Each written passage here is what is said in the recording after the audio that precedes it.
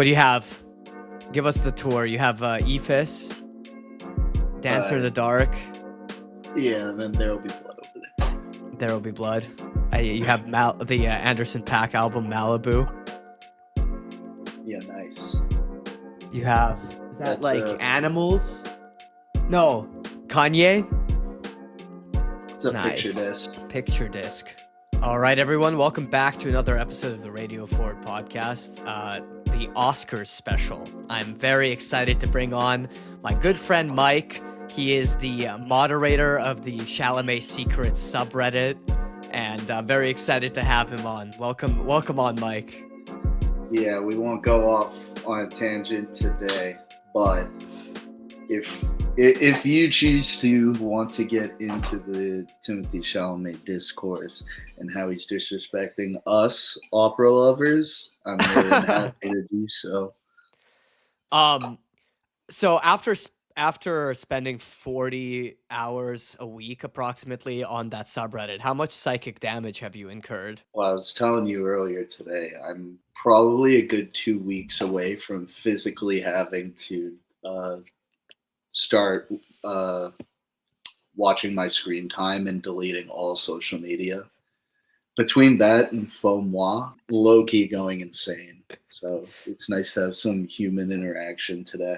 The Reddit algorithm is completely ridiculous because you'll just Google, when was Timothy Chalamet born, and it'll be a Reddit link for whatever reason. You'll click it, and then you'll get moi recommendations for the rest till the end of time.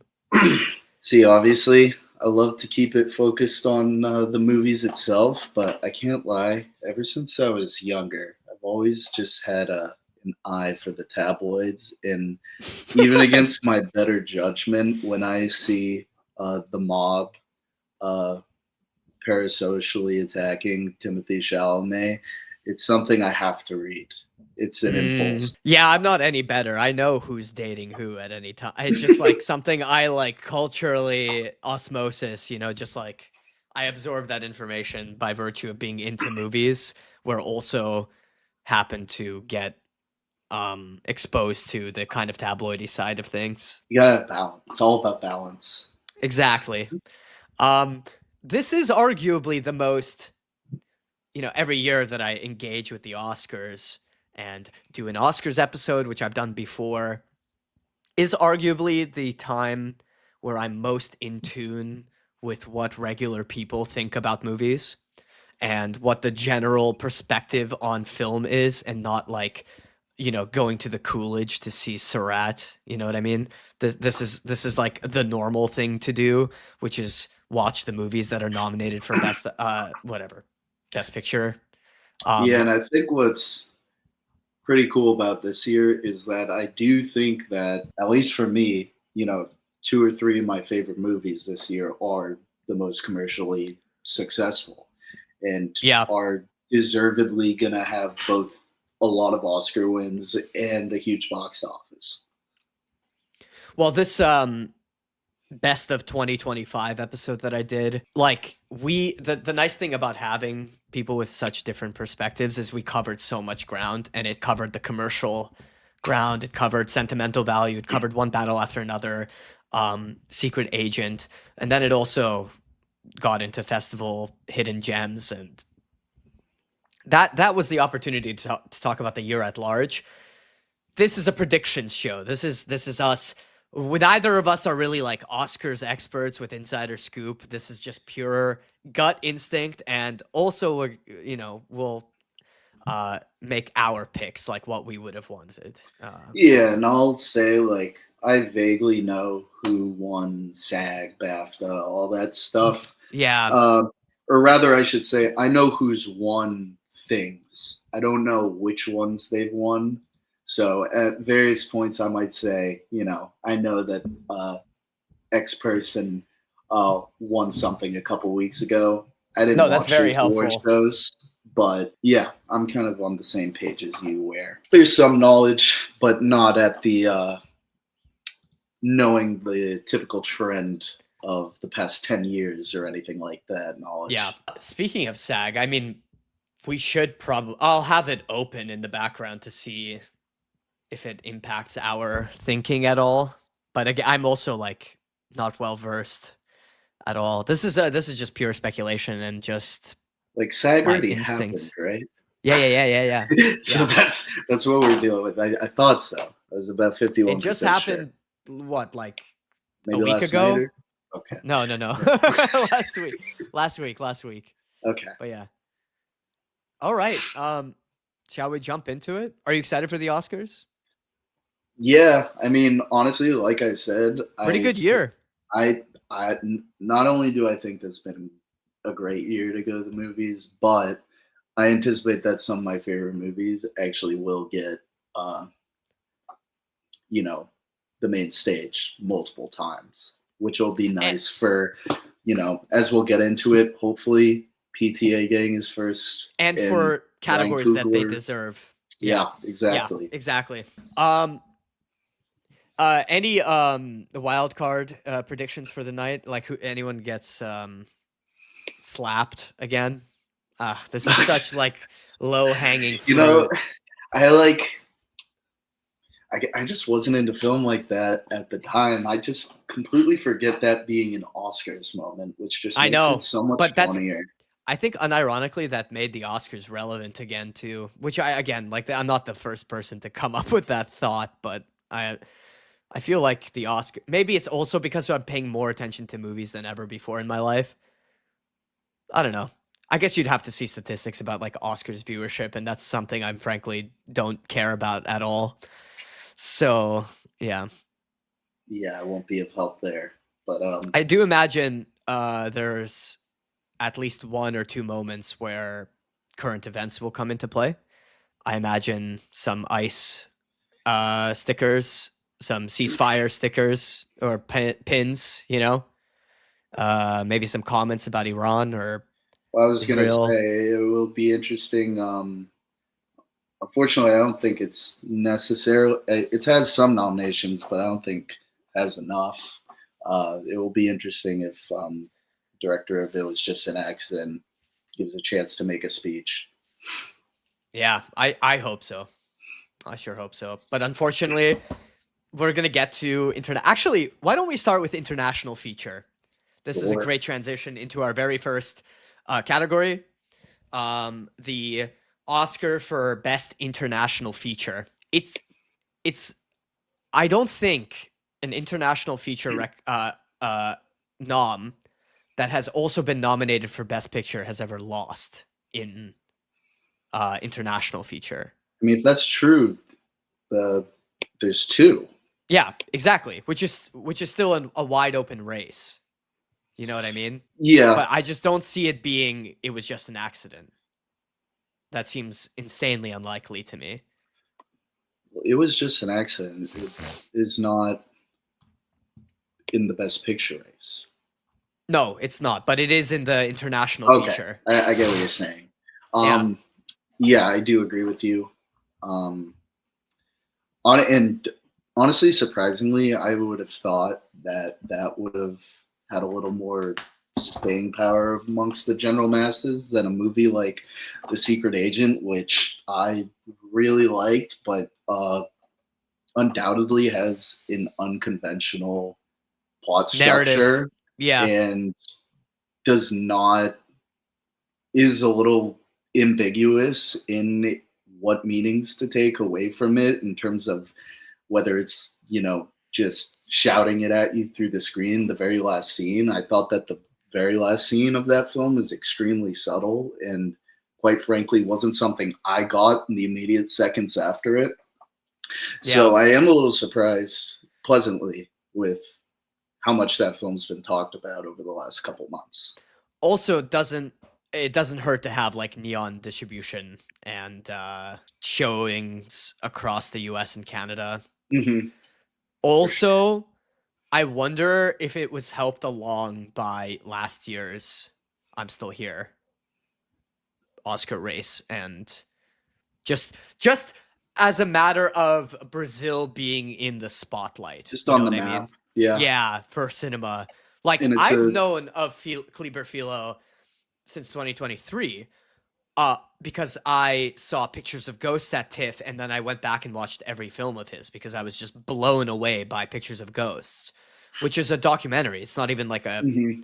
it's not even a feature film, but it's a narrative documentary in the lines of something like F for Fake, which is one of my favorite films. I just love video essay films about a niche topic that someone is passionate about. And Kleber Filo's Muse relationship with Recife is Yeah. one of the coolest things in cinema right now. And I really hope he keeps it up. Because it seems to me that he's on a trajectory, like a Bong Joon-ho trajectory, where he gets something like Snowpiercer and makes like an American film. Yeah. And it, with the secret agent, before we make the picks, well, you were talking about, how I'm Still Here could be seen as putting Brazilian film on the map coming into this year. The secret agent showing I got to see, was lucky enough to see the director give a Q&A after, and what he mentioned in that discussion was how he tries to think of the environment as its own character and giving its own characteristics to that. So tying back to the film you were just Pictures of Ghosts, which I am still yet to see, but do very much want to. Assuming there was interest in Brazil drummed up amongst a casual viewer who might have seen I'm Still Here, I think that the secret agent does a really good job of bringing that same era that it's exploring under the dictatorship Oh, for sure. even more so to life. Yeah, not to mention I'm Still Here being a more conventional film. In line with like how much South American art is influenced by magical realism and just fantasy in general.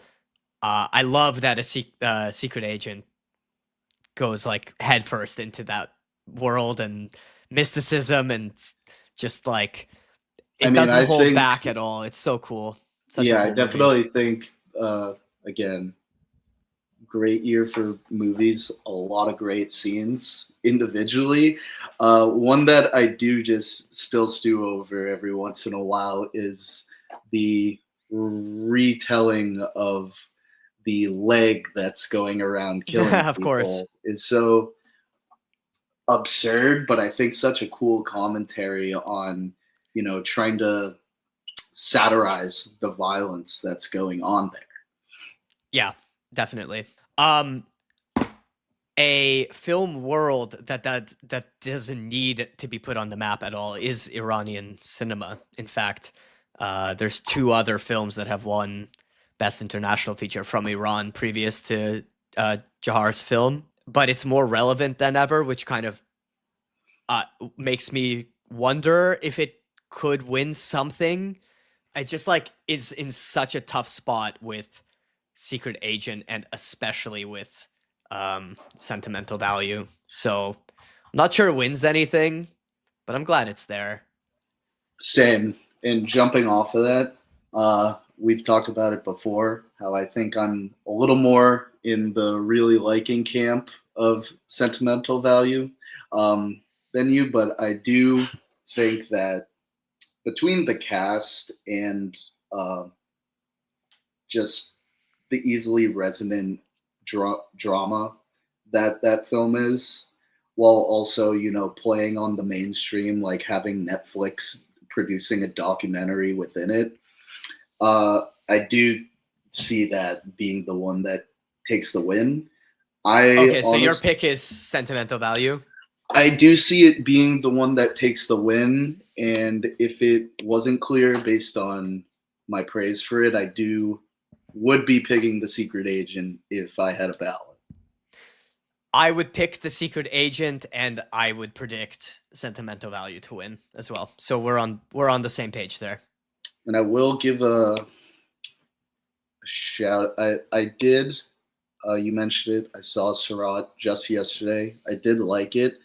I do think No Other Choice should be in this. Oh yeah, 100%. What's it nominated for? Nothing. Crazy. And I already have drummed up some more mentions of that in categories I think it should have been in. Oh, sure.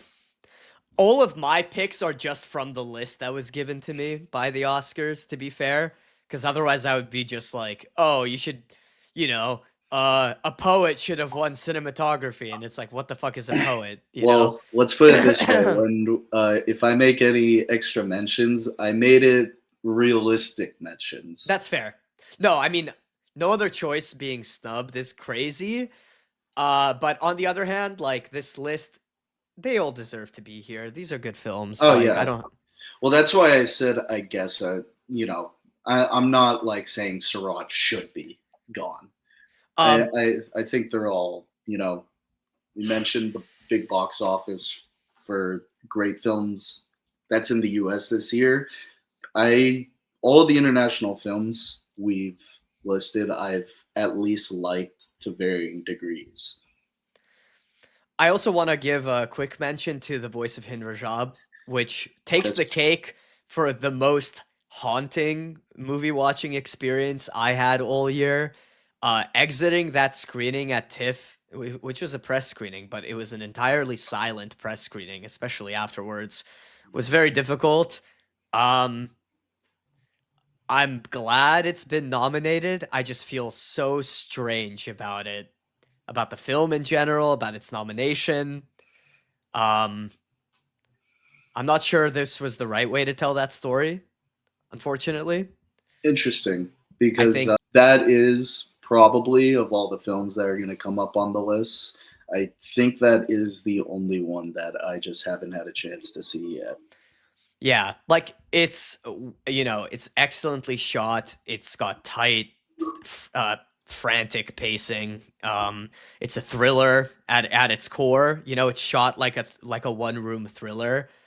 I just don't know if it needed to be that for this topic. I don't know. So it's like the Breaking Bad episode, The Fly. Okay, so moving on It all quickly. takes place in one spot, and it's absolutely thrilling. Absolutely, exactly. You nailed it. Where do we jump from here? Let's talk about music. All right. Yeah, let's talk about score. We're skipping songs because I haven't had a chance to listen to them like on their own, but I remember all of these scores pretty vividly. Me too. And just to you're my quick, resident. Can you hear my dog barking outside? No. Okay, good. You're my resident music expert. How do you feel about the scores this year? Let me just pull it up real quick. Do a little.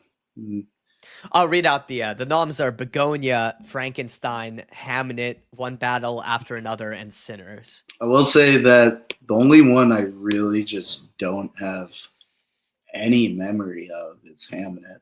I don't remember anything about that score. I imagine it was a lot of strings. Yeah, I really, I did think I do like seeing Begonia there because I thought that was a really kind of tongue-in-cheek, silly score that I thought fit the mold of that movie well, regardless of how good or not it was. I mean, I think One Battle and Sinners, you're probably talking about the two best film composers right now between Göransson and Johnny Greenwood. For sure. And they're both phenomenal. And this one is really a toss-up for me. Like, I think it's going to be for both of these films in multiple categories. Yeah. But, and maybe it's because we saw it in IMAX, the best score that I remember just kind of melting my brain while watching it was Sinners. And it's the best aspect of that film amongst multiple other great qualities that film has. So not only would I pick it, but I do think this will be a category that it does get a win in.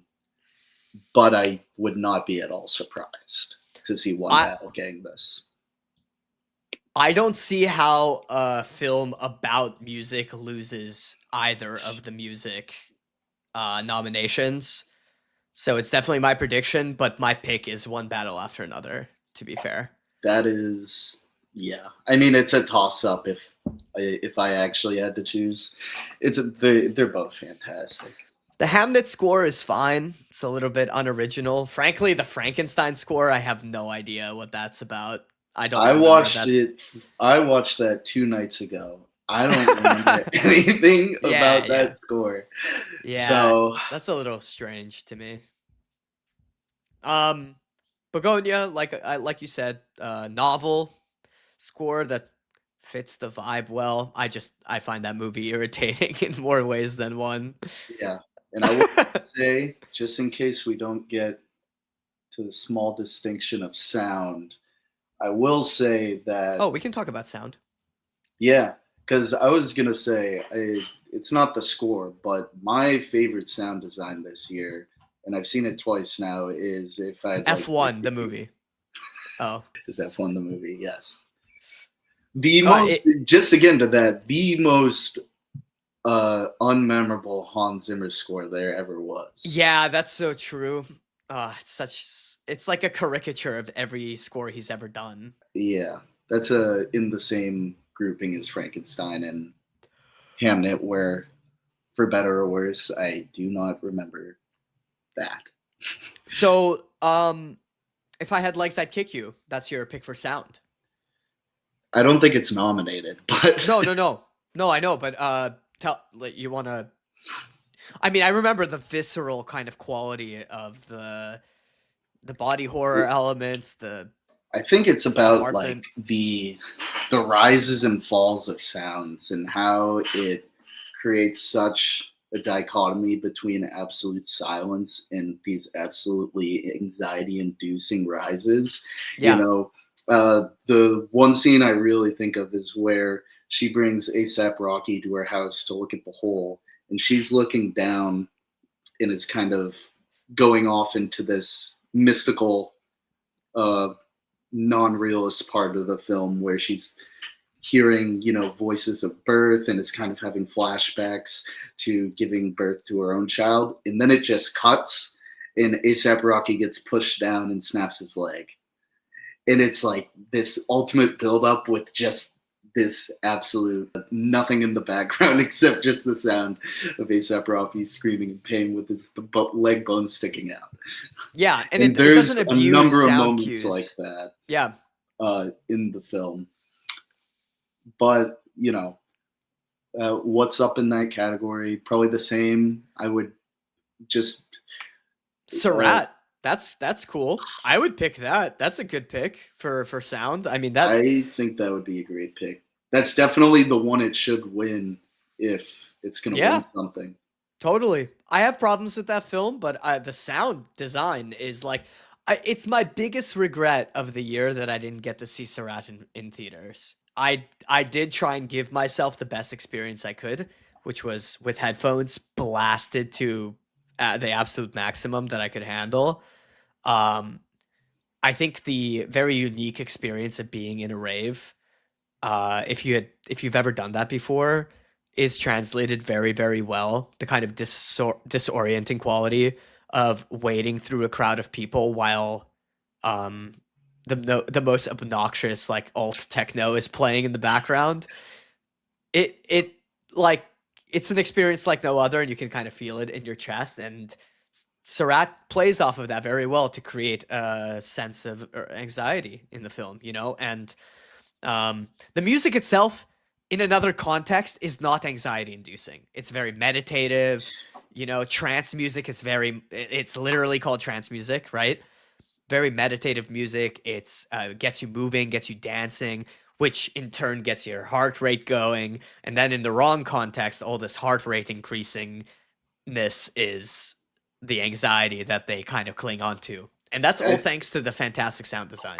I think that's a great point. And if there's any way to make a distinction between score and sound, it really is exactly what you're talking about. Yeah. With how the sound in that film, hearing it in a vacuum is just completely opposite to what's being shown on screen between just one person in frame on hallucinogens dancing for a minute straight to these vast landscapes of the desert. Yeah, but also the sound design specifically when the main father and son get further away and try and like collect their thoughts in their next move, and you kind of hear the music in the distance. Like all of that is done so naturally, and it sounds so immersive. Like I think of sound, I think of immersion, and I think Surratt kind of nails that.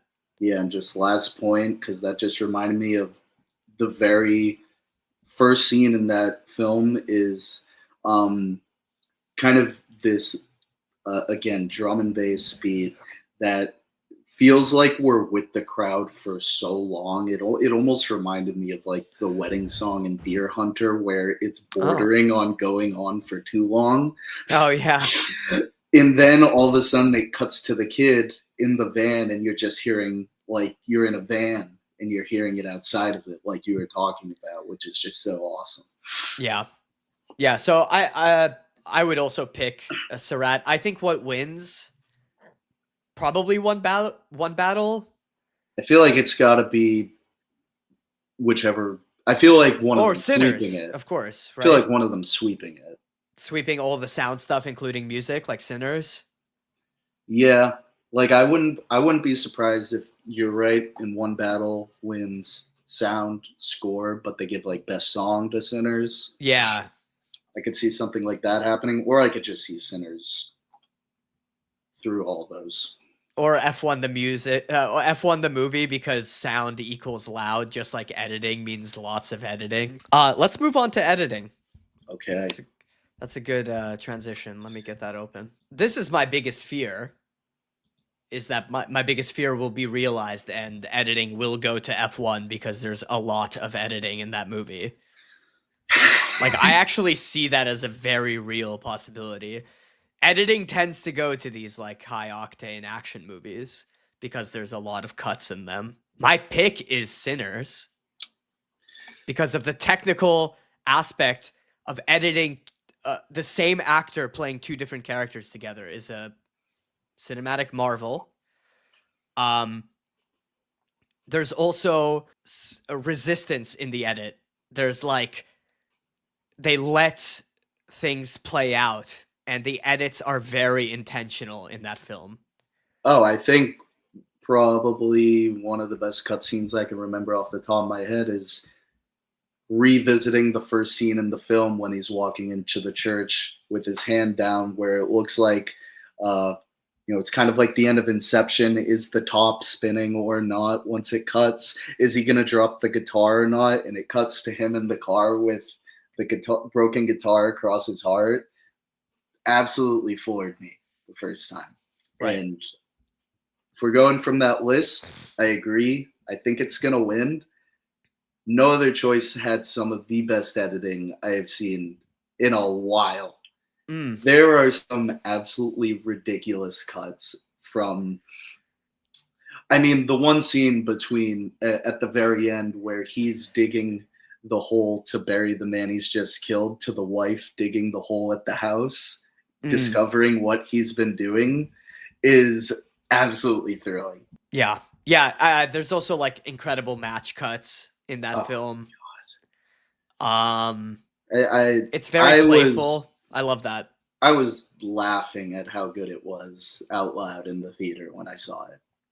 Yeah, I agree. That's another big snub for sure for that film. It makes no sense. I mean, I get that you have to pick 5 films, but like, surely it could have gotten nominated for something. I guess that's why they call it a snub. Yeah, that's right. Let's see. I want to save like all the stuff with specific people. Yeah. Mentioned until the end. Okay. So, we're kind of there already. Let's see. How about casting?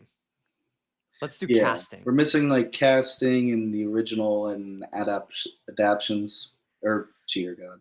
The screenplays, right? The screenplays. So let's do casting first. Okay. And this, I will preface with, this was the hardest. This is in my mind, just in New terms of, category, by the way. New category. and it is, there's so many great casts, and they're all nominated. And Yeah. this is a really difficult one for me. I will start it with that. I will say that, actually, let me get it up here. Cut. Forgetting to pull it up. I'm just looking at my dog. Honestly, I really would like Sentimental Value to be in here somewhere, but if Hamnet was to get one, I do think that the performances are at the least solid, and the child actors are fantastic in it. So I do think that the casting in that movie is really good, regardless of what my liking for that film was, which is less than that of the average person, it seems like. So I'll just start with that. I really don't have any major issues with what's in here. How about Eddington for casting? Well, I let's put it this way. I think we're just gonna have to make a rule for the rest of this discussion that you should assume I would have Eddington having double-digit nominations, but that realistically, it's more likely to get a Razzie. Oh, yeah, definitely. Oh yeah, if it was my choice, Pedro Pascal and Joaquin Phoenix would be going there on Sunday. For sure. But I mean, also, the cast is fantastic. Like, getting like the weirdos of America look and feel, and also like bridge that with like normal people and normal teenagers. It's created like a beautiful tapestry of characters in my head. Oh yeah, I mean the main supporting, Emma Stone and Austin Butler, perfectly capture this sort of increasing in population underbelly of America. Yeah, so that's a snub for me. Although, to be honest, my pick is there. Marty Supreme's casting is phenomenal. Yeah. That, just the texture on people's faces, the stories that you can get just from like a close-up Safdie shot, ultra close-up of people's faces and reactions. You barely need to make the characters act to get what their backstory is, which is thanks to the casting. There's also some great casting stories from Marty Supreme, like people who were found on social media who just had like a social media presence, like that guy from Sidemen or whatever. Well, there's the bigger guy. I don't know his name, but Side Talk, right? Yeah, where he's just outside of the Knicks arena after they beat Square Garden. After they beat the Hawks in the playoffs, yelling "fuck Trae Young." Right.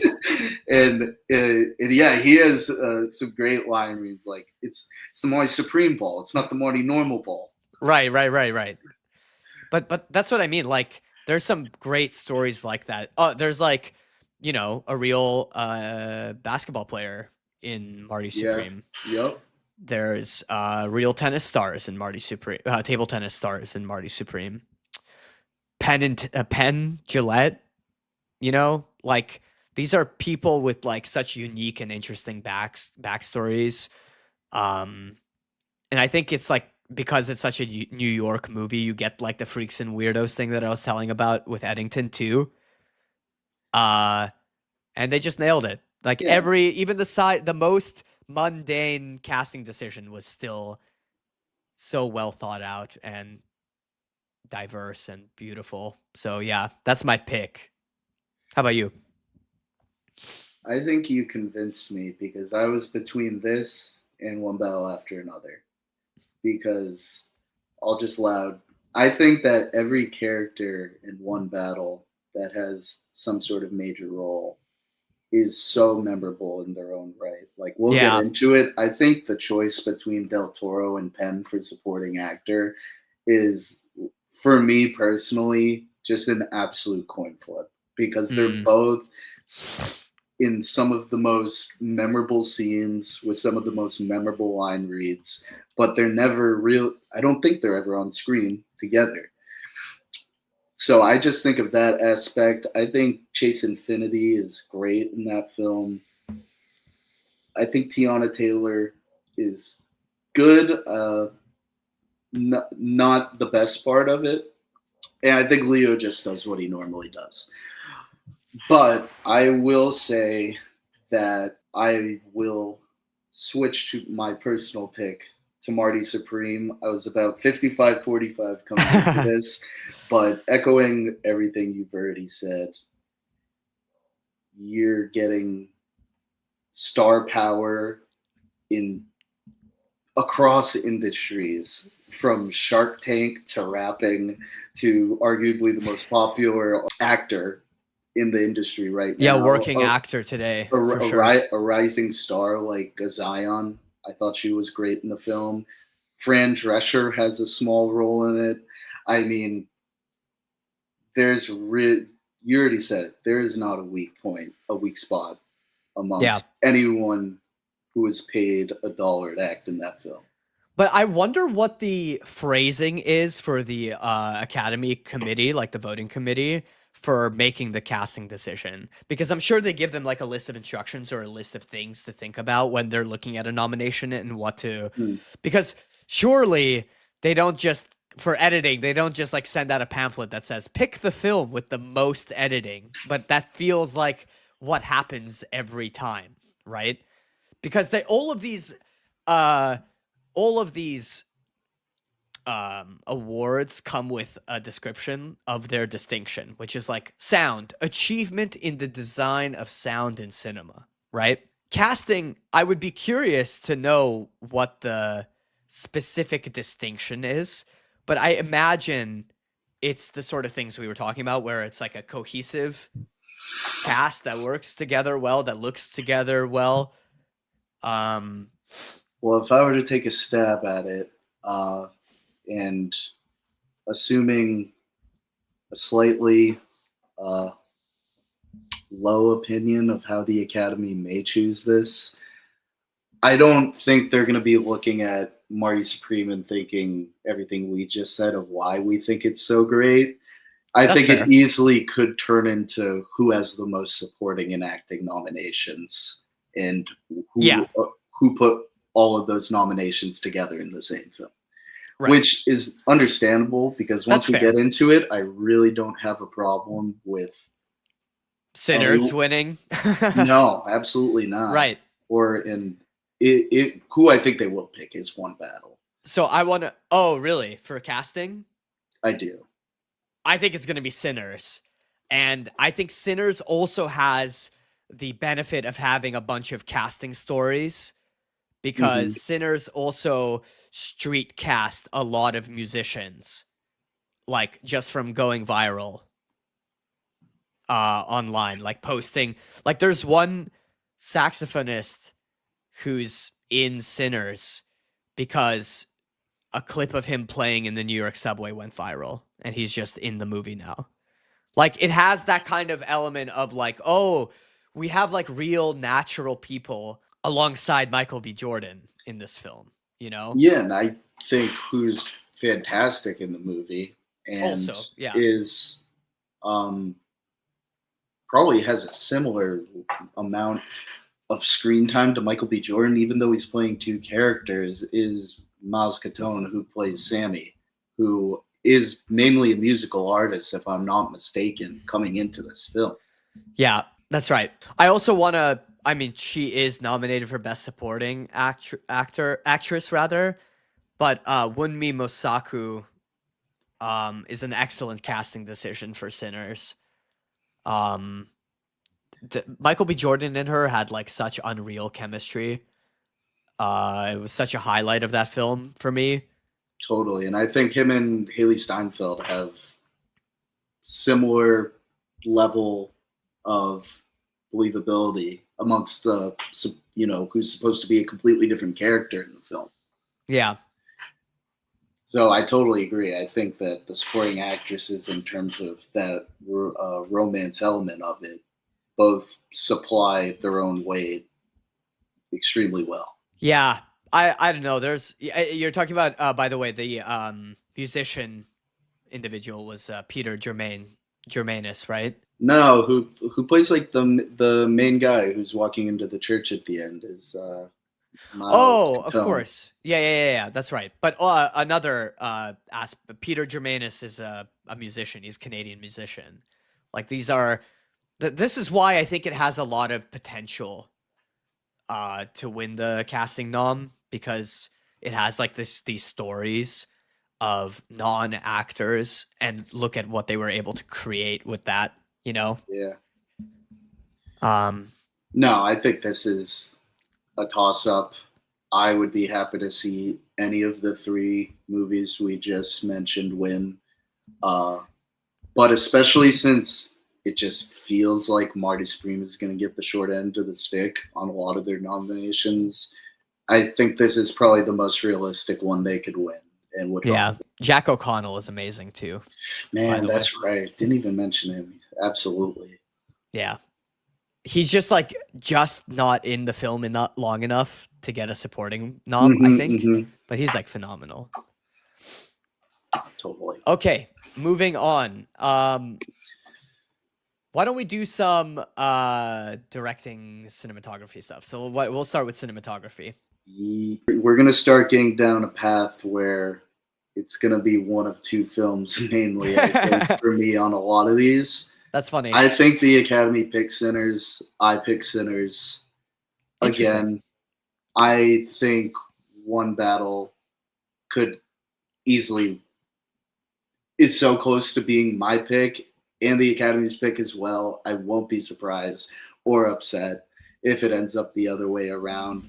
But I just think of what is on screen in that film, in tandem with the production design. I mean, the setting and how the juke joint is shot in that whole film is just, not having seen that film since like it came out, like April, still so fresh in my mind.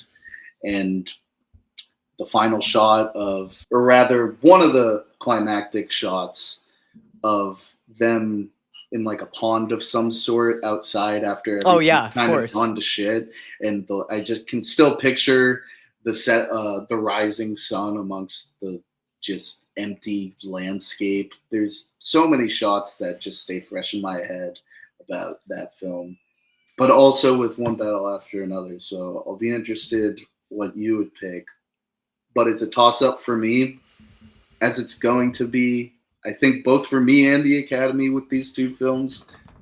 This category, I would be going with Sinners. My prediction is Sinners, but because I think the cinematography category is the chance for the Oscars voters to get nerdy with it. And Sinners is like the ultimate movie of the year, where you can go in depth about the themes and the characters and the performances, but you can, on the flip side, also go into depth about shooting on IMAX film, about all of the camera techniques, and Coogler being a film nerd, which to me gives Autumn Arkapaw a very good chance to win the nomination, because it's like the nerdiest film in terms of how it was shot. You do say that. You're also talking about going against a film that shot in VistaVision. That's true, but that's just like the format, right? Fair. Because Sinners, like, it's just like the shot itself, I feel, is so much more complicated than that in Sinners. But One Battle also, it's tough. Yeah, this is really hard, because One Battle has some like groundbreaking sequences. I mean, the final chase scene. Yeah. There really doesn't have the rooftop. But you note those two scenes. There doesn't have to be another good scene for this to get a nomination, quite frankly. Yeah, that's true. I will say, though, that my pick is Marty Supreme. And that's because I think it's very hard to make the sort of shots that are in Marty Supreme that aren't like the dynamic, like ping pong battles. look interesting, except the entire movie looks interesting. Just constantly. It looks beautiful to me. So that's why I would give it the nomination, because it's like they somehow managed to make close-up conversations look like you can't look away from them, visually speaking. So That's for me, it's a Marty cool Supreme. pick, and again, another film that I would be thrilled to see get another win. I think it's going to be Sinners. I agree. I don't know how much of that is biased by what I've been exposed to in the content sphere for these sort of films. Because, like, you were sending me Sinners behind the scenes clips when it came out. True. Yeah, like you mentioned, like Ryan Coogler had that viral post before it of him explaining the different film formats on a Kodak sponsored video. Yeah. But that's kind of the category for it, for the film, Totally. Yeah, I think Sinners wins. I would pick Sinners, but just like we talked about with casting, ask me tomorrow and I might say One Battle or Marty Supreme. Okay, directing. And I think I have my wildest prediction of interesting. I'm just going to say I think Ryan Coogler's direction is absolutely amazing in Sinners. I think that The Secret Agent, Cleaver Philo, should be in this category. The direction of the final assassination / chase scene is so fantastic to me. Yeah. But I will be rooting for Paul Thomas Anderson, and I have to pick him because it's so wrong that he does not have a win. Yeah. It's simply wrong, and it just feels like it has to be one of those, lifetime, like, you've been nominated a bunch of times. We just have to give it to you. Not just that, but this is like your biggest film. Absolutely. Commercially and just in the public zeitgeist or whatever.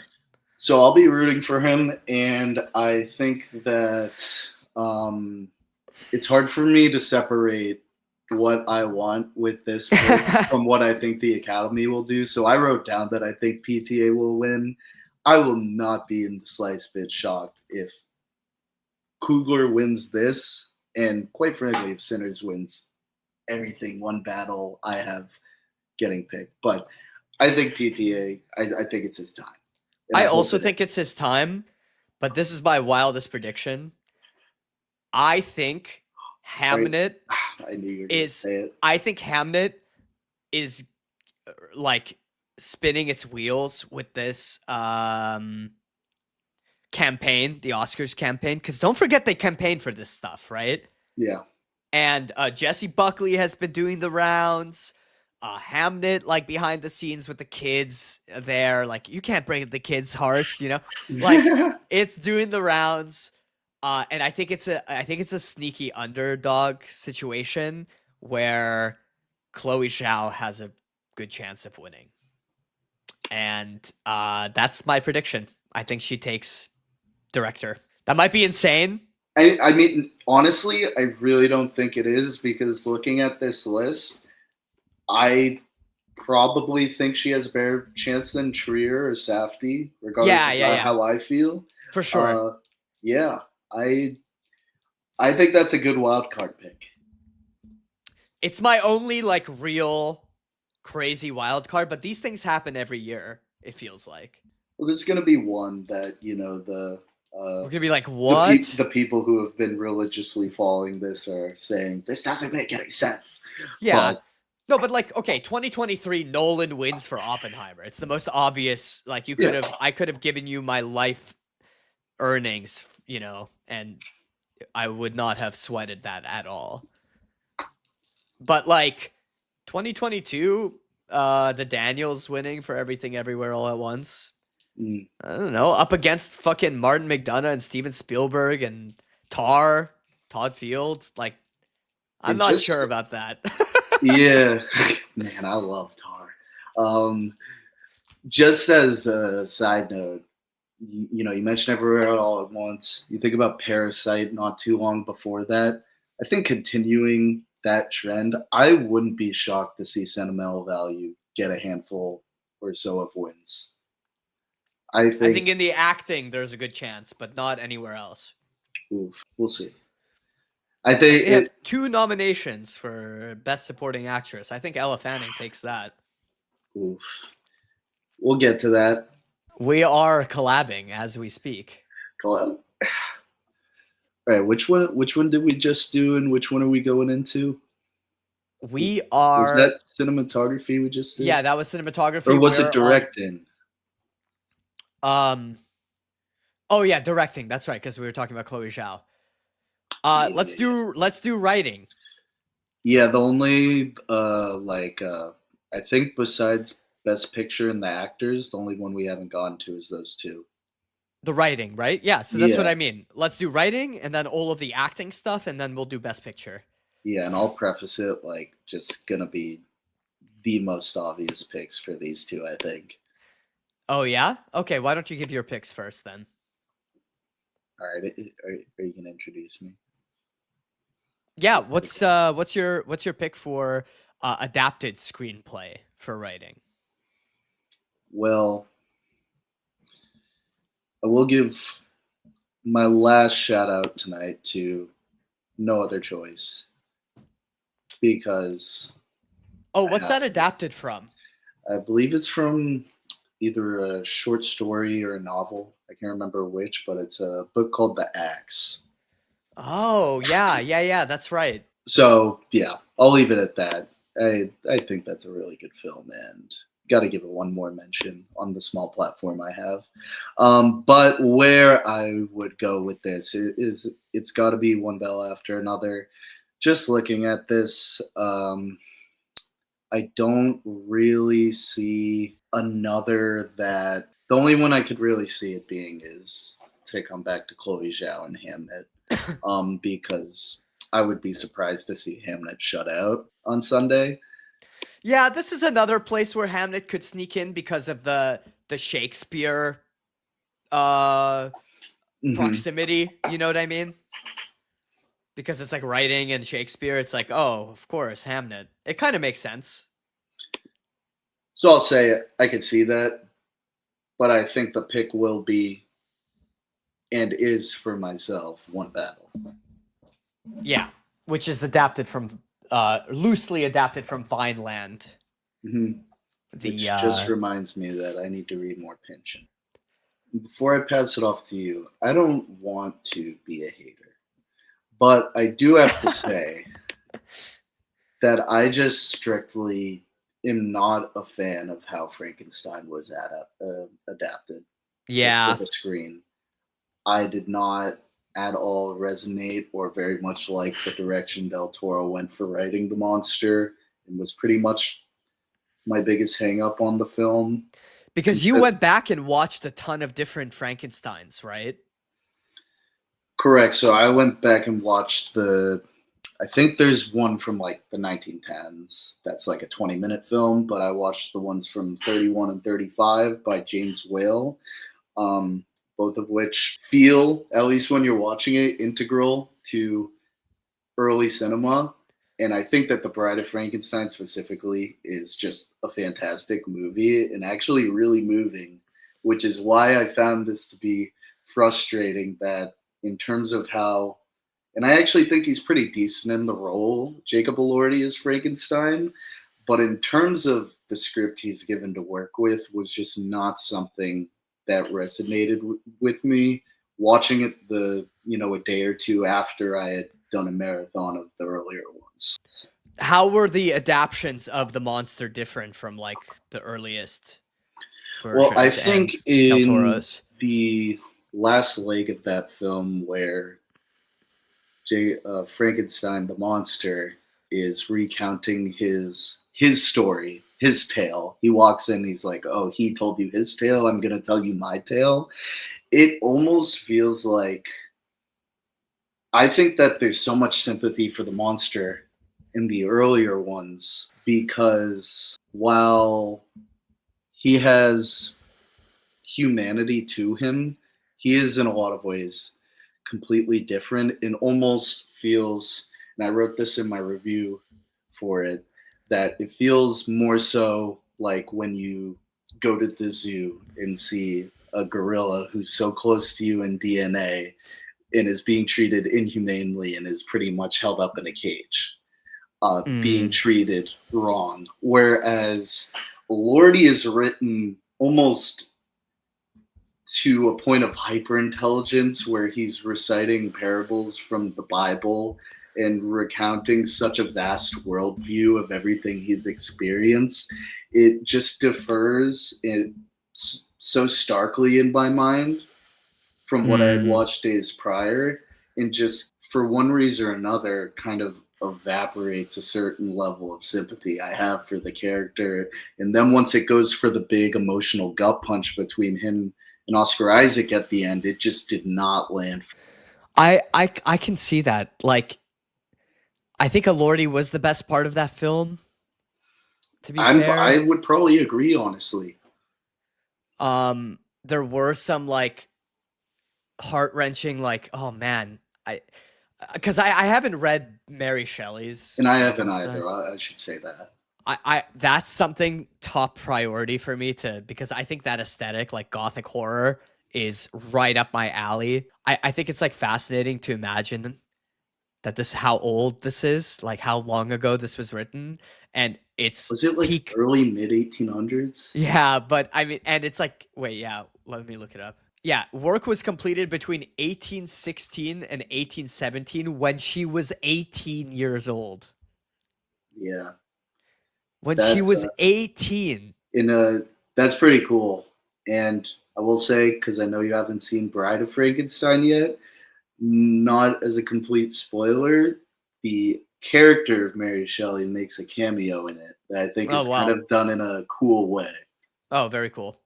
At 18 years old, I was a global elite in Counter-Strike Global Offensive. Let's just say I wasn't writing books. I want to say that it's pretty amazing that it was written like 200 years ago and it's peak genre, like genre fare. A monster to your body morphing and turning and we're trying to reanimate a corpse. It's still stuff that we create films and obsess over, and zombie movies, etc., etc. It's just amazing how much it's stuck around and how meaningful it is culturally to us, you know? Yeah, and to end on something positively for it, because also like from reading I a love little Guillermo. after, Yeah. and I was gonna say I do too. And from what I've read, this was a bit of a passion project for him. I will say that there is a solid middle chunk of the film from him starting to build up his laboratory in the tower Yeah. to the moments after giving birth to the Frankenstein monster that really worked for me. So it's not like this was some completely regrettable watch. No. There were moments I totally did enjoy in it. I saw it in IMAX. I loved the shots on this frozen ship. I thought it was incredible. Like the ice is so incompatible with human life. You know, it feels like they're in danger, and that's very, very cool. I do like Oscar Isaac's interaction with the medical board and trying to his You know what? That demonstration is a scene. good scene. That's a great scene. Because it's so theatrical, and it's literally called the medical theater, like those symposiums where they show off, like, you know, like at that time, canonically at that time, like in real life, when drugs like Novocaine were being developed, or different sorts of tranquilizers, things like ketamine were being discovered, anesthetics, they were being shown off to the public like medical miracles or whatever, because you could literally do surgery on somebody who was awake and they wouldn't be in pain for the first time in human history. You know what I mean? Yeah. I wish that the film leaned into that sort of history a little bit more, you know? Because then it got a little bit too like generic once it got into the like I'm falling in love with Mia Goth stuff. It was weird, and I'm building my laboratory, which didn't match the vibe to me. That stuff, like, that's where it lost me. But then it captured me again with Jacob Elordi's side of the story aspect. Like, that was great. So Yeah, there's like and you know things it's I funny liked. because I mentioned that like really just where it fell apart for me a little bit in terms of my overall enjoyment was Alwardy's recounting, but the very first scene of when he's telling and he's uh showing, I think it's like an elk or a reindeer that he can eat the berry, and he's like having such pure joy interacting with nature, and is very similar to the dichotomy between the human and the monster and the monster and the animal. I thought that was like done Hmm. extremely well, and then the elk is just murdered by a hunter, and I thought that was fantastic. Yeah. And from there, I will say that in The Bride of Frankenstein, it does, from what I understand, follow the book similarly in the scenes with the blind man. In comparison, though, I found it in the earlier film to be incredibly moving in comparison. Yeah. Okay, so let's recap. What's your pick for adapted screenplay? Your personal pick. One battle and one battle. Okay. I think I agree with you. I think Hamnet has a chance. I think we're on the same page with that. Yeah. I think Hamnet has a chance, and let me just write that down as that's my official prediction. But my pick is one battle. Okay, writing original. How are we feeling? What are we thinking? I mean, like for me personally, I think I know what you're gonna pick, and honestly, I really think it's a great pick, but Oh, I know what you're gonna pick. it's Sinners. Oh, okay. I was wrong. I thought you were gonna pick Blue Moon. That was on my mind while making this pick, and like a lot Because of that these other movie is pure writing. It's just like it's carried by the script, and it's you're gonna carried make by me the change my mind again, but I'll stick with what I picked this time and just talk about how. I mean, what's the word for like bringing something together, bringing two things together. The the way that the vampire story and the horror elements of that are interwoven with the story of the plight of African Americans and the music that ties them back to those times is done so seamlessly and feels so fresh watching it, to the point I had to watch it twice in IMAX, not just for the sound, but because I love so many things about that film. And one of the main things is I think that it's just written so well and brings together so many different themes seamlessly. Yeah. I agree. That's where the writing shines with Sinners, is the fact that they were able to balance two very distinct writing styles and genres together. It's both two different movies and not, because yes, there's this jump to at the juke joint, hell breaks loose amongst Jack O'Connell's vampire clan, but at the same time, it all feels so natural to me when watching it in terms of how these interlock. Yeah. No, definitely. My pick, it was just an accident. Ooh, I thought you were gonna go Marty, but I was gonna go Marty. It's really tough. I am between those two films. I think Marty Supreme's writing is phenomenal. There's so much character squeezed out of these performances from every little person, but that's why I think casting is the perfect place for Marty to win. And then in the cohesiveness of the writing, as a thing that I would love to sit down and read on its own. I don't think anything compares to It Was Just an Accident, which as a strictly moral tale that's like put together well and unfolds like a page turner, it's like writerly, right? Which is what a type of film that I think should win original screenplay is something like Blue Moon, something like It Was Just an Accident, something like Marty Supreme, where the conversations and the themes unfold in a way through not leaning on genre, but leaning on these kind of conversations. And It Was Just an Accident just like does that so well. And it makes you question like every move these characters are making. It's just a fun watch. It's unnerving and it's infuriating. It's political, even though Jahar would say it's not a political film. He would say it's a social film, which is something that the great Prabjot Bains talked about with Jahar at TIFF. It was very cool.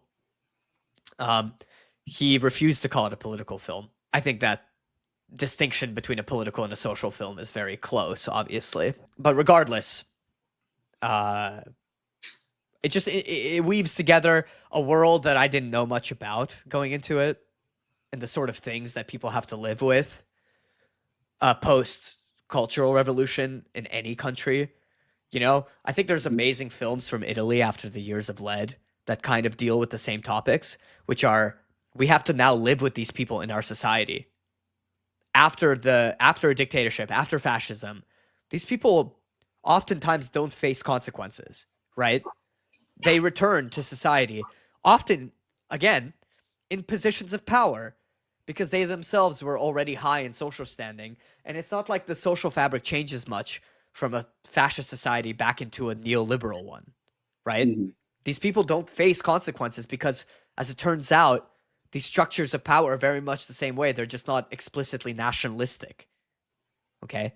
And so something like these Italian Years of Lead films are Italian society trying to cope with the fact that these people are still around. And I didn't know much about what was happening culturally, or the sort of, what's the word? Not reparations, but reconciliation. Yeah.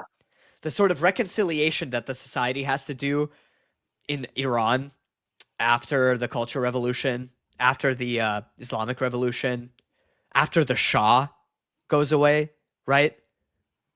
So I don't know much about that, but you can just feel the pain emerge through the script and through these characters and their motivations and how far they would be driven to get revenge on each other. It kind of gave me the same vibe as these Italian films. And I think that's what stands out to me, and that's what's so fascinating about that movie to me, and my favorite aspect of it. Even though I wasn't as blown away, maybe in other terms, for its directing or whatever, but its script is just excellent. So yeah, that's my pick. My prediction, I could see like this is where sentimental value comes in. It's also very talkative. It's character studies. It's about filmmaking, which the Oscars love, you know? True. So, yeah. I don't think Blue Moon has a chance, sadly. That would be my second pick. I unfortunately agree, and it would be my second pick as well. Yeah.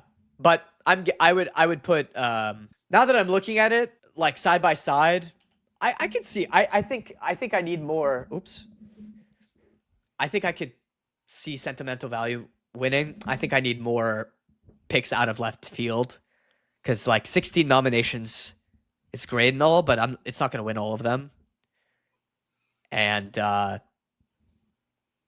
of these films are campaigning. We can't forget that. So I'm going to go with sentimental value. I think that's a reasonable pick. I will say that I think I might have a couple surprising picks as we go on, but I do think it will be a night pretty much dominated by two films. Yeah. I would like to see some disparity.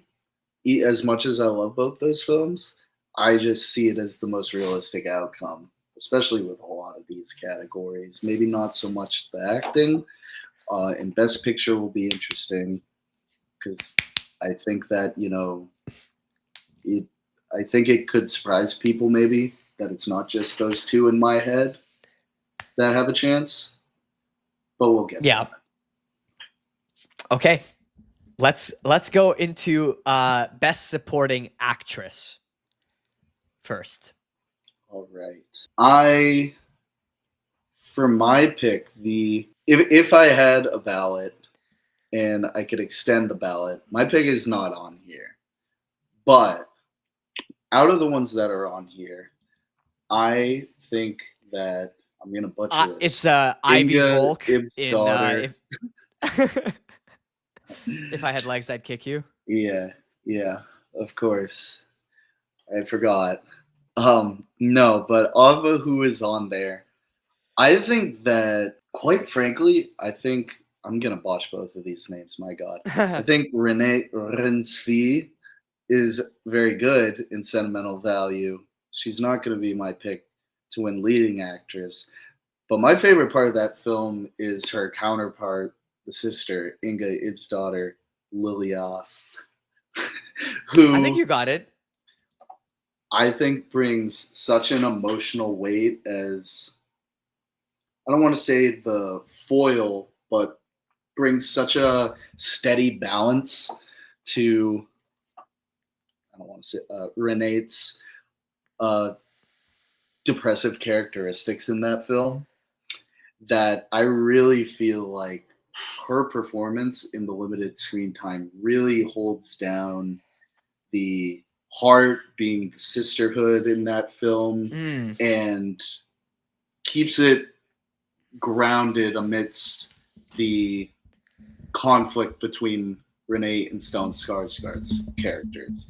I really love that performance. I would love to see that be where, and I will say that I would be equally as happy to see Elle Fanning win because I think she's fantastic in it too. I would like to see Lilias win. I am going to go with the Academy picking Amy Madigan from Weapons. Oh, wow. That's wild.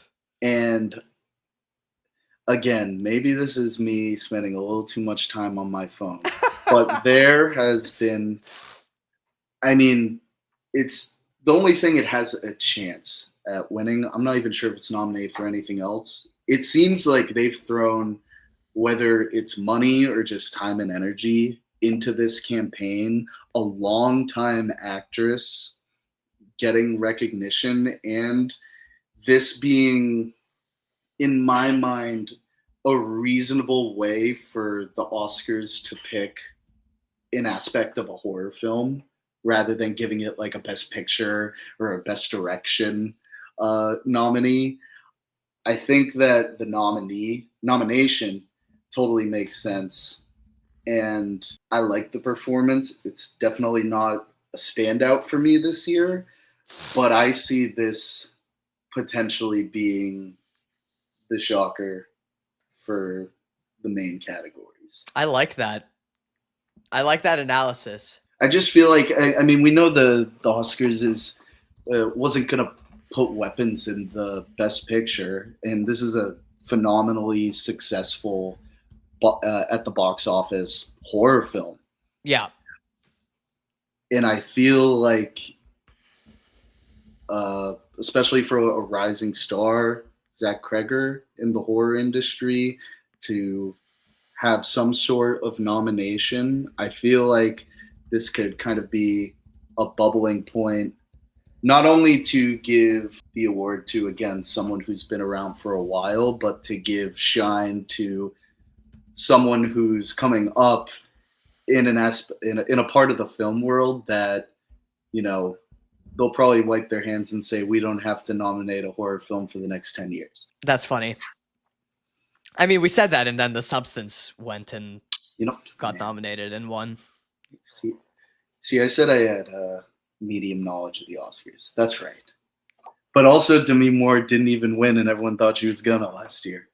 Yeah, but just the attention it got as a strictly horror and body horror and like viciously body horror film it's pretty cool for horror. I'm just not sure the quality is there for horror films, to be quite frank. Like, where is the monkey, right? I'm just The true horror that is that mean?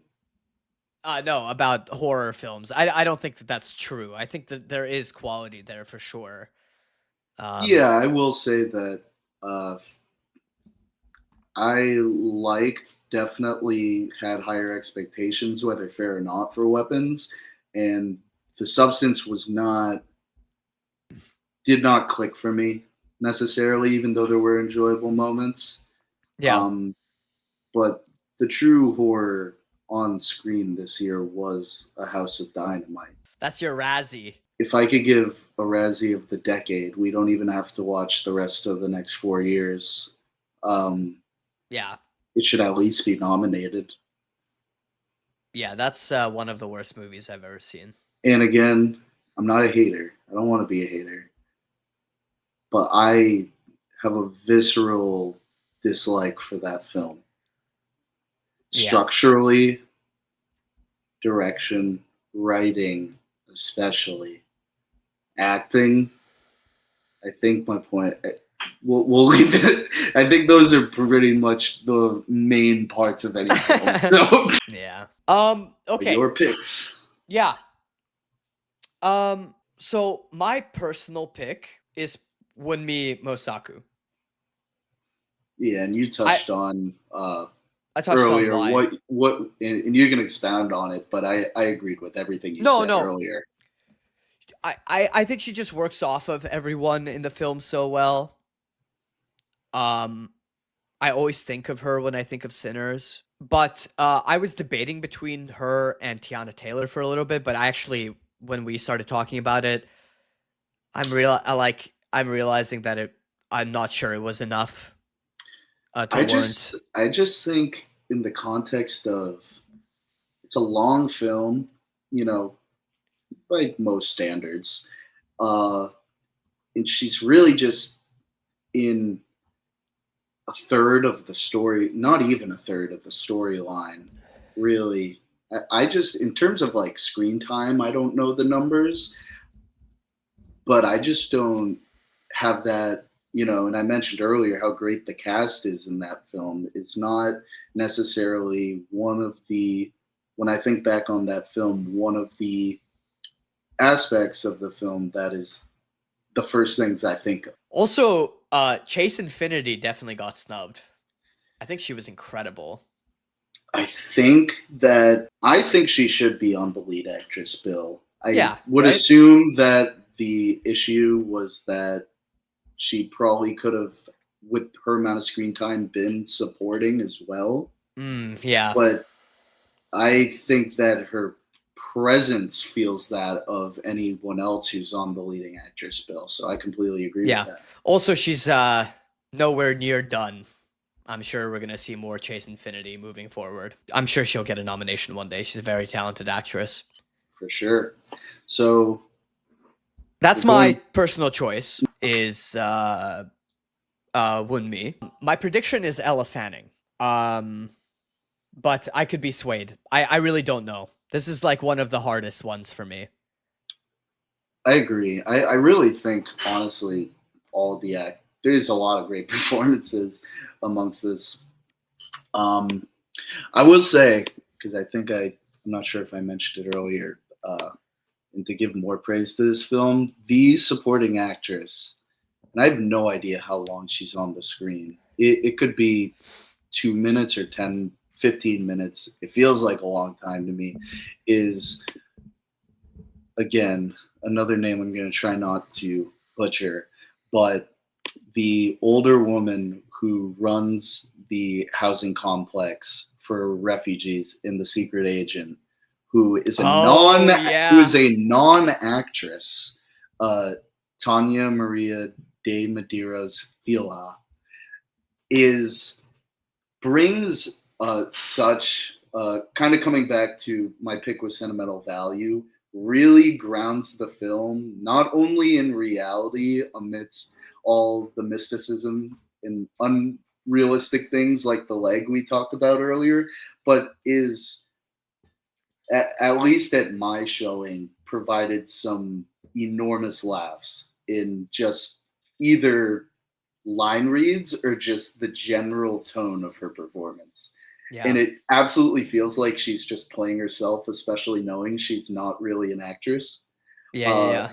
That is a very fantastic performance that realistically I never would have expected to be on this bill, but I feel is more than worth a shout out. That's such a unique pick. I love that. And it deserves it. She's great in that movie for sure. It's so funny. Yeah. Kleber, like once you go and explore his other films, you're going to see that quite a bit. Yeah. Just excellent performing, excellent supporting performances. That's a staple of his films. Yeah. We're just like, you've got 5 minutes. Give me your best shot. You could tell that Kleber told that to someone, and then they did, and they kept it in the movie. Yeah. No. From, again, we talked about it off camera. I've lacked in my ability to see enough of his films yet. It's on the short list for the coming weeks. Especially if it ends up, popping up on the screen next Sunday. It's only going to be another reminder. Another reason. Another reminder that I've got to sit down and get into. Yeah, this is the one of the few that I really don't know. I'm at a loss. Could be Wunmi, could be Tiana. I love your pick. And you know what? That's cool. Kind of why I feel like this could be it, because I also feel like it totally feels like a toss-up between Tiana Taylor and Wunmi. That's kind of what it feels like. But it just feels like, at the same time, something that, in terms of optics, seems like a neck-and-neck race. Why not another person just come out of nowhere? It seems like this would be and you don't usually see that out of a best picture or a best actor. It feels like this is a category where that could happen. Yeah. I also feel like Elle Fanning has like the name recognition aspect of it, and this is like a very serious role for her. That kind of helps her case out a little bit. But it's really tough. This is the hardest one. Yeah, I mean... Is it? Might be. Let's see what the other ones are. Yeah, I mean, I picked the other sentimental value supporting actress, but I just think the casting in that film is fantastic. I would be happy to see her win as well. Okay, let's do actress in a leading role.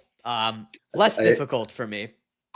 I think we're going to be on the same page here. Yeah, for our picks and our predictions, right? Correct. Considering who I think will be your pick as well as mine is the film we saw in theaters together. Absolutely, yeah. Rose Byrne, I'm so happy she was nominated. That's amazing. Deserved. She should win by a fucking mile, by the way. Yeah. I'm going to get maybe hyperbolic. Number one, I think put actors and actresses together, this is the best performance of the year. Solo performance of the year, as much as I love Chalamet, DiCaprio, and so on in that list, and everyone in this list too. This movie, which I really like, completely hinges on a funny, devastating, subtle performance with how Mary Bronstein, the director, seemingly has a camera within two inches shooting of her face the majority of this runtime. This film is nothing without Rose Byrne's performance. as well as I think it's written and sound and everything else with it, this film falls apart with, it feels like anyone else's performance. It is so funny.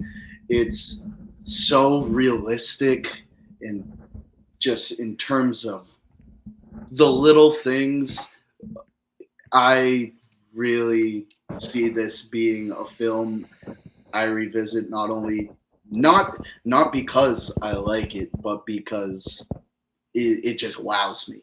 And did in theaters, has the second time, and I'm sure will continue to. Yeah. Totally just want to echo all of what you just said. Not much to add. Go see If I Had Legs if you haven't. It's phenomenal. And our prediction, I mean, this is obvious too, right? It feels like inevitable. I mean, from what we've talked about, we've both at least seen some discourse online. There is not one name I've seen talked about more regarding the Oscars than Jessie Buckley. Yeah. Yeah, this just feels inevitable. And maybe that's because it's been talked about so much and we're going to get surprised with Renee winning or something. Yeah. And it's not going to be Kate Hudson. Yeah, and I feel like this a film that is not getting shine in this category specifically just because it feels like no one saw it, because it either came out in January at the end of December. Was Amanda Seyfried is great in The Testament of Anne Lee. Oh, yeah. And absolutely should take Kate Hudson's spot. And no, you don't, no, I did not see Song Sung Blue. Right. I may be a little presumptive here. I'm going to choose to assume that her performance in The Testament of Anne Lee, which is great, is better. Both singing. Sure. True. But that's the only, I think with all the acting categories, that's the only one realistically, like if there was a realistic optional choice that I would include in any of them, because it does kind of stick out like a sore thumb. I don't know a single person who saw Sung Sung Blue. I'm sure she's good in it. Okay, I have another snub. Maybe. Okay. Son Ye Jin of No Other Choice. Yeah. Is in an amazing performance in that film. Yeah. Her reactions, like, this brilliant dance scene when she's dressed as Pocahontas. Yes. Is so funny and sexy and just like pure like poison seeping out of her veins because she just wants to get back at her husband, because she's does the audience information and the character information disconnect is done perfectly in that movie, right? It's done so well in a lot of different ways, but for Sun's performance especially, it's amazing. The kind of pathetic irony of her character is so good. Yeah, I think that's a good pick as a snub as well. And I think this is the one we're probably most sure of our own picks and the Academy's picks. And are on the same page. Yeah. I will say that even though I definitely don't necessarily get the by far best performance of the year hype for Jessie Buckley and Hamnet, I think it's a good performance, but I do think it is falling into a bit of the trap that I don't know if you mentioned it during this or off camera, that editing sometimes goes to the most editing. This feels like it's going to the most acting a bit. Yeah. Because quite frankly, the one scene I just remember is after the child dies. I mean, it's a fantastic crying scene. Is it?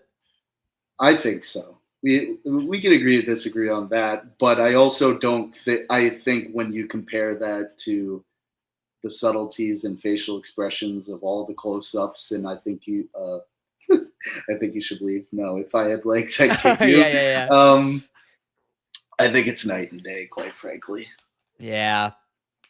Oh man, there's no world where Rose Byrne wins, but if I will lose my shit if she wins. If there's one pick I could have, I Yeah. would want it to be that. I would fucking like, oh my god, it would be like a Hail Mary, like buzzer beater, any number of overtime, game 7 overtime. It would be electric, but there's no shot in A hell. man can only dream. Yeah, exactly. We have until Sunday to delude ourselves into it. Okay, here's how Bernie can still win. It's a nice little Okay. double entendre there. Yeah, exactly. All right, actor in a supporting role. Delroy Lindo is a cool addition. I think this is awesome. I'm glad that he's recognized for that role. I love him as an actor and everything I've seen of his. I'm still putting off watching Malcolm X because I'm sick in the head and I can't just dedicate 3 hours to watching that movie. But I also know it's going to be one of the best films I've ever seen. I just have a feeling. Anyways, very happy he's included. Me too. I think my pick is Sean Penn. I had more fun with Benicio. Your personal pick. Yeah, personal pick. I had more fun with Sean Penn's performance, with Benicio del Toro's performance, than Sean Penn's. Like, it's just outrageous. He's hilarious in it, like as a comedy actor. Physical comedy and just the way his face droops when he talks. I've never so good. Seen, when people say like someone has a stick up their ass, I've never seen someone literally walk like there is a rod in their ass. Sean Penn's physicality, his facial twitches, his tense, I don't know. It's fucking crazy how well he emulates the hoorah, boot-licking, fucking chud bastards that we have to share a country with. And he just like encapsulates so many of their twitch ticks and twitches in one performance. It's crazy. You would think that he's like an alt writer. You know what I mean? I don't know. It's an amazing performance. It's my pick, personally, and I feel like he wins it too. He's my pick as well, for personally. And okay. I really don't have anything to add. But prediction. What's your prediction? I think, circling back to something I already said, how I could easily see this upsetting in multiple categories, I think this is the one amongst all the great performances in it for me, is that sentimental value gets a win here with Stellan Skarsgård, who apparently this is only his first nomination. I had to just look that up because I knew he hadn't won. His first nomination is pretty shocking to me. I'm kind of going on similar to the route I did with Amy Madigan, that feels like someone who's due. And I think it's not my favorite of those. Like I said, I would be with Penn with you in terms of my personal pick. But to go with another upset, I'll give Stellan Skarsgård the nod. Interesting. Because we're underestimating sentimental value, maybe? I do. I just think that he's just not American. Like, that's the only thing that's making me think he's not going to win. Is that his films are great. He's just not as well known in the States. He does speak a lot of English in it as well. No, I know. I get what you're saying. I don't know. Actually, his Dune, that's crazy. I don't know what I'm talking about. I'll just say that, yeah, for the two supporting actors, actress and actor, those are my two big upsets. Okay. Yeah. No, that makes perfect sense. Okay, actor in a leading role. Woo, this is freaking stacked. Yeah. I mean, this is the most discourse. We're talking about Jesse Buckley, but actually the most discourse is here. I legitimately would be happy with any of these wins. I'll start by saying that. Same. I think these are all great performances in their own right. Yeah. I guess, like I said, it's neck and neck for me personally. My Okay. favorite performance this year, and I just gave all the hype to Rose Byrne. I don't think Ethan Hawke's performance in Blue Moon is that far behind. I Mm. think he is so amazing in that film, similar to Rose Byrne, completely carries that film. And I just don't know if there's another performance this year or in recent memory where someone so in such deep fashion dissolves into the character where I really forget that I'm watching Ethan Hawke acting. I absolutely, and like you mentioned earlier, I think the script really helps with how he's able to supply this performance. But that is my favorite performance of the year. I think Chalamet is fantastic, and he would probably be my second pick. But my personal pick would be Ethan Hawke, and I think that for actor, amidst all the chatter, I still think that Chalamet is going to win, and I think it's deserved. No matter what the freaks on the internet try to tell me, it is a great performance in Marty Supreme. Both, I don't know. I don't really have much else to say besides he gives, I think, his best career performance, and he's had a number of them already. And I I just see it. Yeah, me too. Even though, and maybe it has to do with all the marketing of both the film and himself of being the best. It somehow feels like he's due. You can just kind of picture the headline image after of him like holding the Oscar up like this and pointing. It feels like an Oscar of destiny, to be fair. And Um, I don't know if Marty Supreme is going to get another. And not only do I think it should, but I think it will get at least one win. yeah. I see this also with casting, as you mentioned, being completely It has to. reasonable. I think if it's going to win one or two Oscars, it's going to be those two categories Yeah. probably. And I just don't. It just feels like one of those foregone things that ever since I've seen the movie, I've heard of the hype before it, I've heard the hype after it. It just seems like it's going to happen. And Yeah. I think Michael B. Jordan has a great chance, and I would be really happy to see him win. He would probably be my second pick Yeah. amongst them. And I bet it's close if they end up like giving out the vote numbers at the end. Either way, I'll go with Chalamet for the Academy's pick. I'm also gonna go with Chalamet. My personal pick is Leonardo. Just it's close, and this isn't something I have like a lot of weight in, not as much as like Rose Byrne. Yeah, I feel the same. I barely just like think of Leonardo being hilarious and amazing, driving that film like he does in such a big film. To be able to drive a film like that is pretty amazing. Whereas something like Marty Supreme, Timothy is the film more than the other performances, which is kind of why Leonardo's performance sticks out to me. But it's like apples to oranges, very hard to compare. Michael B. Jordan's great, Ethan Hawke is great, Wagner Moira, of course. No, I'm happy to see you pick Leo though, because I think that he has obviously given so many great performances, and doesn't. I mean, he would deserve this over The Revenant. Yeah, I totally would agree, and I feel like, man, there's just so many good names that I would be happy to see him win.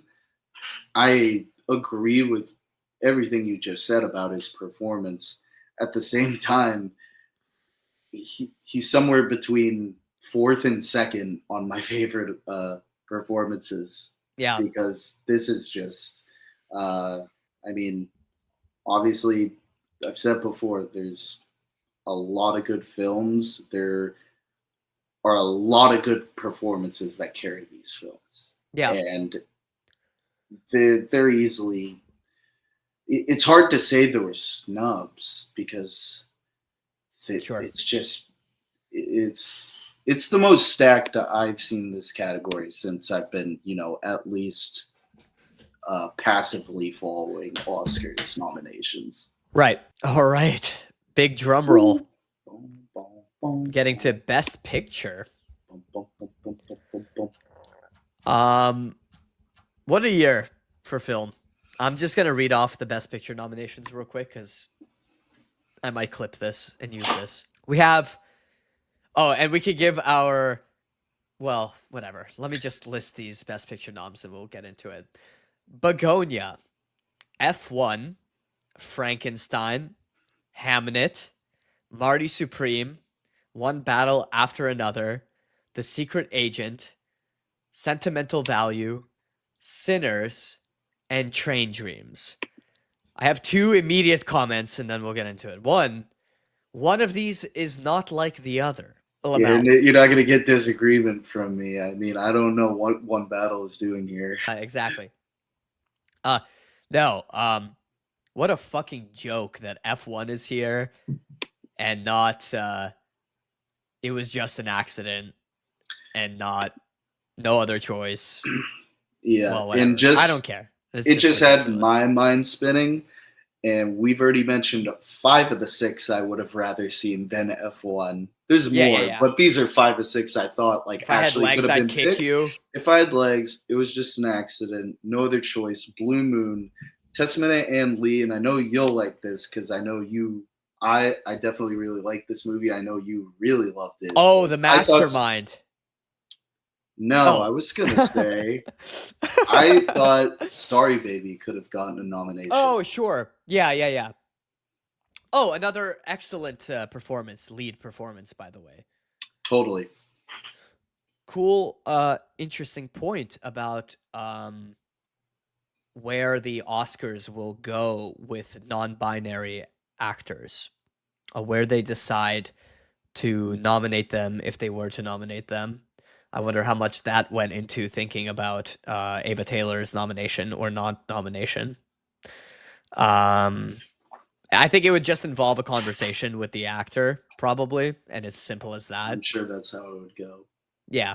I'm being facetious. Yeah, it's going to be a lot worse than that, right? Yeah, the Academy will somehow butcher it. Interesting point. I think these studios submit the films and their various nominees for consideration. So I think it would actually come from the studio to be like, this is our nomination, our submission for your consideration of nomination for whatever. Anyways, good point. Yeah, Sorry Baby. Also, The Mastermind. I did want to mention The Mastermind should be on here at somewhere. Score. The score is so good. Oh, it's so good.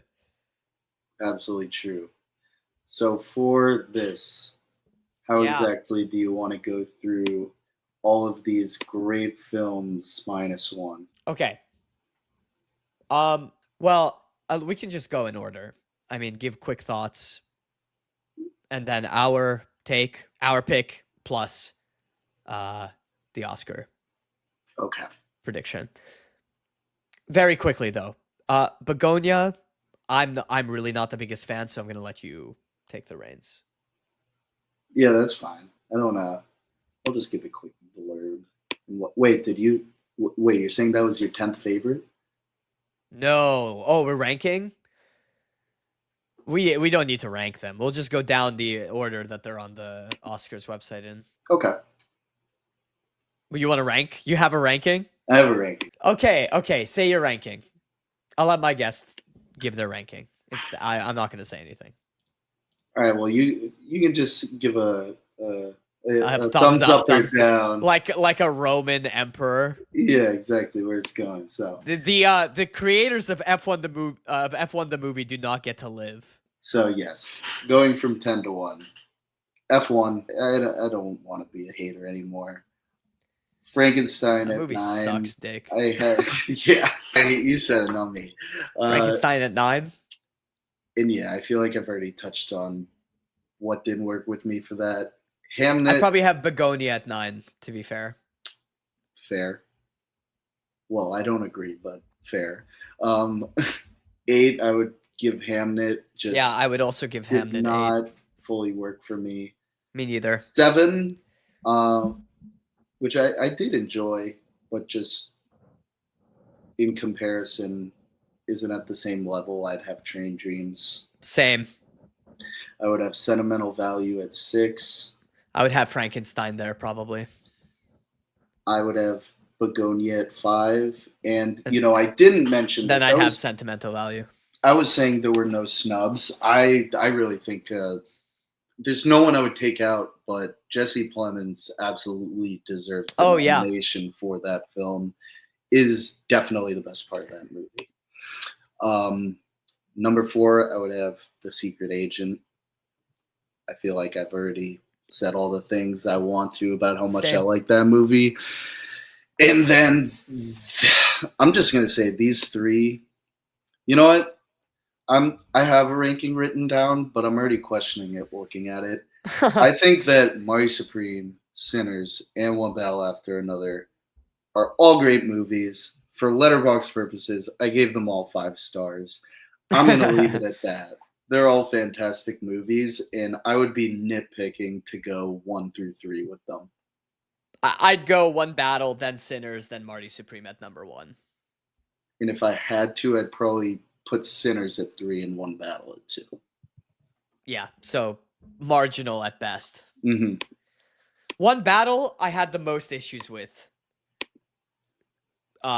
which is why it's 3rd. Fuck, this is what a year. Looking back, yeah, this was great. So that means Marty Supreme is my personal pick by far. And mine too. Marginal. You want me to be honest? I have One Battle After Another written down, but I'm gonna pick Marty Supreme now because I agree. The more we've talked about it during this, just kind of reminded me how much I liked that watching it the first time. We were giddy. We were giddy with joy the entire screening. I was slumped over in my chair when it ended, like I had just gone on a roller coaster. Yeah, but the Oscars. I think it's One Battle. I think it's One Battle. I think so. I just like the relevancy, political relevancy, the kind of futuristic, like fucking oracle nature of those writers and the crew and everything, and where we are now with ICE and the right in the US. It just feels right. I'll say that I wouldn't even be slightly shocked to see Sinners win. Yeah. I think the absolute sleeper is Hamnet. I really do. I really would not be surprised to see Hamnet. I'd be shocked, actually. Well, I wouldn't be pleased, but I wouldn't be shocked. Because if I'm just looking at the list, I think that is probably the 3rd best odds in my mind if I'm looking at how I think they're going to score these films on a ballot. But I think that very realistically, this is going to turn to an Oscars where it's 2 films that feel like they're neck and neck in most categories, where PTA is going to get his recognition for directing and picture, and Coogler's film is going to get a lot of the subcategories. I agree. That's how I ultimately see it playing out. Yeah, that's what we named in our list. It's pretty much how we predicted things to go. So yeah, I'm on board. Okay, wow. 2 hours down. How are we feeling? I'm very excited. I can't lie. It's my time to be a normie and not like watch. Do we get to talk about Happy Gilmore 2 now? Yeah. Do we get to talk about do we fucking Send Help? You can cut that. That was this year. Yeah, that's true. Say something else that's funny. House of Dynamite? Yeah. Jesus. Made me actively not worry about what is increasingly likely a nuclear bomb to drop In the coming months. Yeah. Let's say it happens when I go to bed tonight. I'll remember this conversation. No, I'll remember how bad House of Dynamite was. Yeah, as your life flashes. Be my last thoughts. All right, everyone. Thanks so much for joining us on this episode of the Radio FWD podcast. Join us next week when we uncover all of Timothée Chalamet's deepest, darkest secrets and interview the head moderator of Chalamet's Secrets. One way or another, it is going to be an absolute brawl in Marcel Chalamet's Secrets. When he wins, that's going to be so fun. Yeah, never mind how good the performance is. I want to see the sickest people melt down online. There you go. All right. Peace out.